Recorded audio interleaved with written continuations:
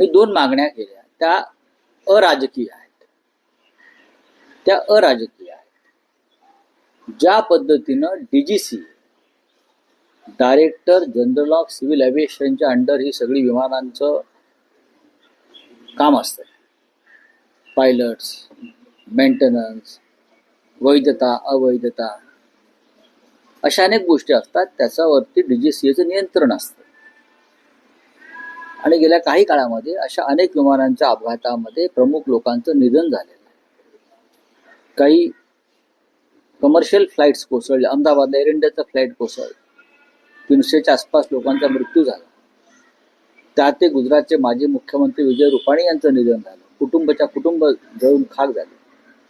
अशा वेळेला तुम्ही फक्त असा एखादा अपघात झाल्यावर चौकशी करण्याची घोषणा करतात. त्या चौकशीचं पुढे काय होतं? बारामती एअरपोर्टला रडार नव्हतं अशी माझी माहिती आहे. एटीसी नव्हतं, कोणतीही यंत्रणा नव्हती. एक एअर स्ट्रीप होती आणि विमानं उतरत होती व्हीआयपीची. हे जर खरं असेल तर त्याला जबाबदार डीजीसी आहे. एटीसीची यंत्रणा नाही, रडारची यंत्रणा नाही, खाली बारामतीच्या विमानतळावर पुरेसा स्टाफ नाही, आणि त्या विमानतळावरती अनेक महत्वाचे लोक उतरत आहेत, अगदी गौतम अडाणीपासून ते अजितदादा पवार आणि शरद पवार साहेबांपर्यंत. मग अशा अपघाताला जबाबदार कोण? मग अशा अपघातांची सगळ्यात चौकशी होणं गरजेचं आहे ना.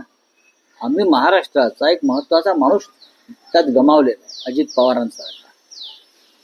त्याची जबाबदारी डीजीसीएला घ्यावी लागेल. अशा प्रकारचे एअर स्ट्रीप किंवा विमानतळ तुम्ही चालू कशी देता? वैमानिक आकाशामध्ये घिरट्या मारत होता विमान घेऊन, आणि त्याला उतरण्याची संधी मिळत नव्हती, आणि तरी त्याने विमान लँड केलं. त्याला कोणी संदेश दिलाय का लँड करा म्हणून? व्हिजिबिलिटी नाही म्हणतायत.